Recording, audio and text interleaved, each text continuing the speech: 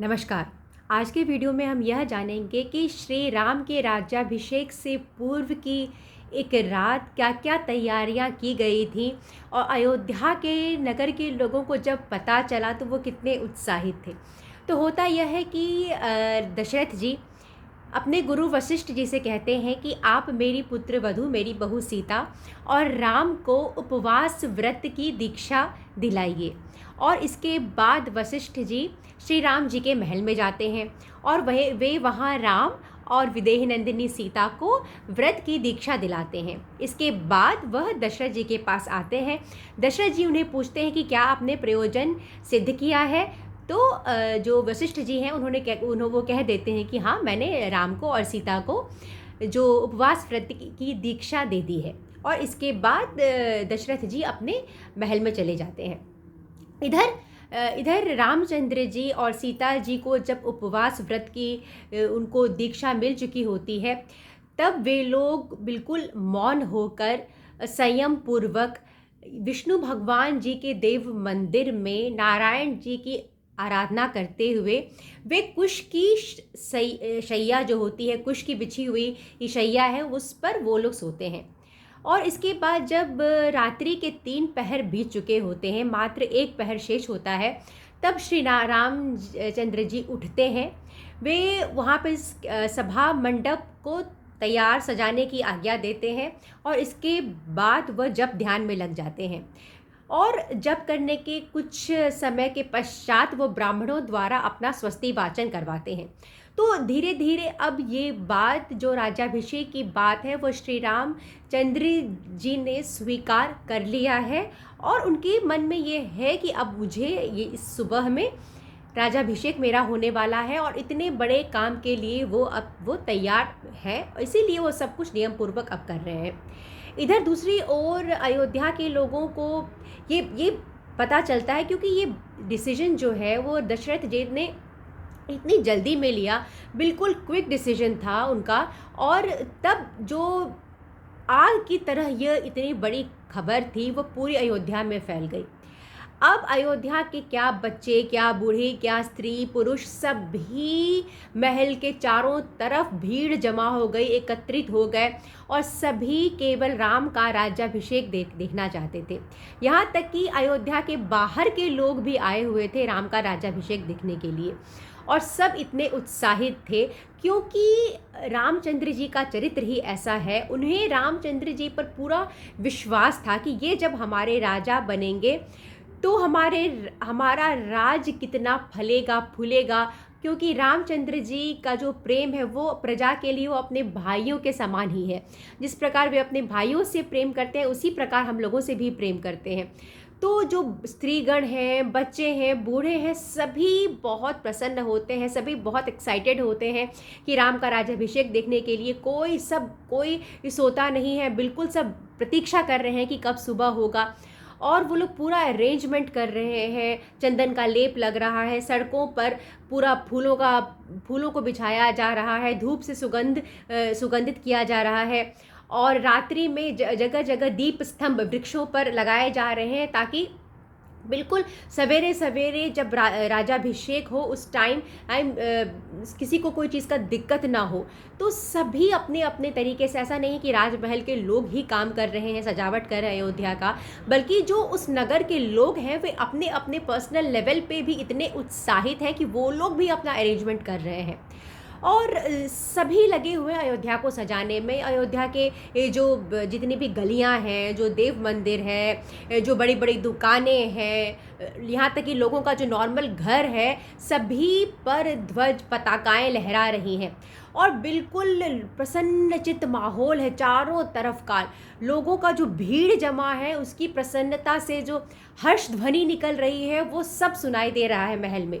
अब महल की तक आवाज़ ही पूरी आ रही है। जो वशिष्ठ जी जब जाते हैं रामचंद्र जी के महल से दशरथ के महल में, तो उन्हें पूरा वो ध्वनि सुनाई देता है और उन्हें पता चलता है कितने सारे नगर के लोग जो हैं वो जमा हो गए हैं और किस तरह ये बात तुरंत फैल गई है।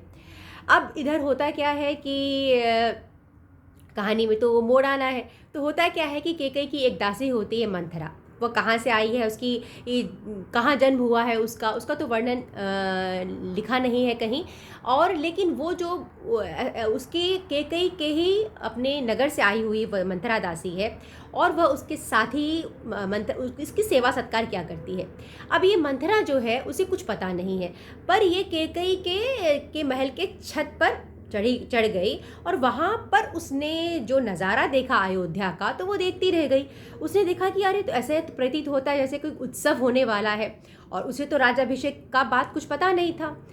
वो देख रही है कि चार सभी लोग एकत्रित हैं, जब पूरा फूलों का छिड़काव हो रहा, फूलों से पूरे सड़कों को सजाया जा रहा है। क्या ऐसा मौका है जो उत्सव से भी ज़्यादा तैयारियां हो रही हैं, जिसमें क्या बूढ़े, क्या बच्चे, क्या स्त्रीगण सभी पार्टिसिपेट कर रहे हैं और सभी एक्साइटेड हैं। दीप स्तंभ लगे हुए हैं, जो लोग हैं वो चंदन का लेप लगा के ये पूरा स्नान ध्यान करके सब, आखिर उसे लगता है कि हो क्या रहा है कि लोग इतनी ज़्यादा, ऐसा लग रहा है कि कोई बहुत बड़ा त्योहार का उत्सव है, कोई उत्सव है कि क्या होने वाला है कि लोग इतने ज़्यादा खुश, प्रसन्न, एक्साइटेड है।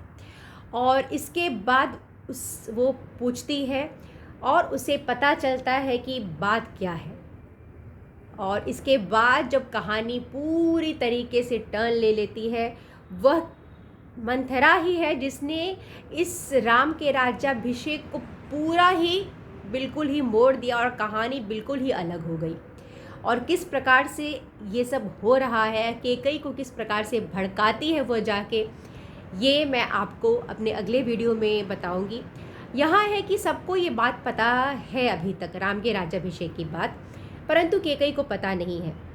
परंतु रामायण में आगे भी जब हम पढ़ेंगे तो हर जगह लिखा हुआ है कि राम का जो स्नेह है वो जिस प्रकार कौशल्या सुमित्रा के साथ है, अपनी माता कौशल्या से जिस प्रकार का उनका स्नेह है, ठीक उसी तरह उनके लिए कैकेयी माँ भी हैं। वो कैकेयी माँ से बिल्कुल वैसा ही स्नेह करते हैं। उनके लिए अपनी जन्मदाता माँ और कैकेयी माँ में कोई अंतर नहीं है। लेकिन उन्होंने यह बात खुद स्वयं जाके कैकेयी से नहीं कही। इसका कारण यह भी रहा होगा कि जैसे ही राम को पता चला कि उनके पिताजी ने उन्हें यह बताया कि उपवास व्रत की दीक्षा लेनी होगी, उसके नियमों का पालन करना होगा, ठीक उसी समय से तो वो अपनी माँ से मिलते हैं और पूछते हैं कि माँ मुझे क्या क्या व्रत का पालन किस प्रकार से करना है, और उन्हें वो पूरा विधि विधान का पालन करना होता है सीता के साथ। संभवतः इसीलिए वो उसमें लग जाते हैं। परंतु राम के मन में किसी प्रकार का किसी के लिए भी कोई छल नहीं है। वह इस कार्य को एक तरह से एक भार की तरह, एक रिस्पॉन्सिबिलिटी की तरह लेना चाहते हैं, और इसीलिए भी क्योंकि अयोध्या के नगर के लोग उन्हें चाहते हैं कि वह शासक बने, उनके पिता चाहते हैं कि वह शासक बने, माता चाहती हैं कि वह अयोध्या का राजकाज संभालें, और वो उनका जो स्नेह है अपने भाइयों के लिए बहुत ज़्यादा है। तो वो समझते हैं कि ये जो रिस्पॉन्सिबिलिटी है वो मैं सब इसी अच्छे से अपना जो राज्यकार का भार है वो संभालूंगा, और अपने भाइयों को अब भोग भी कराऊंगा। एक राजलक्ष्मी का जो भोग होता है, सुख का भोग है, उससे मेरे भाइयों को भी वह सब खुशी, वह सब शासन जो अगर यदि मुझे मिला है अयोध्या का राजभार, तो ये उनके भाइयों को भी मिला है, ऐसा ही उनके मन में होता है। और ज्येष्ठ भाई होने के नाते वो अपने आप को एक रिस्पॉन्सिबिलिटी, ड्यूटी के लिए तैयार कर रहे हैं। तो ये कहानी यहाँ तक हुई है, और इसके बाद कहानी बिल्कुल ही अलग मोड़ ले लेती है, और चीज़ें, इवेंट्स होती ही जाती हैं, और राम का चरित्र जो है वो किस प्रकार ऐसा निखर कर आता है कि आज हज़ारों वर्ष के बाद भी राम का जो जीवन है वो उसी प्रकार पढ़ा जाता है, सीखा जाता है। तो ये रामायण कथा बेसिकली इसका यही तात्पर्य है कि जो राम को हम लोगों ने सुना हुआ है, पर वाल्मीकि रामायण में राम का जो एक चरित्र है उसको हम लोग समझने का कोशिश करेंगे, और ताकि हम उन कारणों को समझ सकें जिन कारण से हमारे मन से हम यह कह सकें कि राम के चरित्र के जैसा मर्यादा का जीवन जो है वो हमें सीखना चाहिए। उम्मीद करती हूँ कि मेरा वीडियो आपको पसंद आ रहा होगा, और आपने जो मेरे वीडियो को समय देखकर जो आप देख रहे हैं उस सब के लिए आपको बहुत बहुत धन्यवाद। यदि मेरे वीडियो में आपको कुछ भी ऐसा लगता है तो कि मैं कैसे बोल रही हूँ या मेरे कथा वाचन में, तो आप प्लीज़ मुझे कमेंट करके सूचित करें। मुझे सुनने के लिए बहुत बहुत धन्यवाद।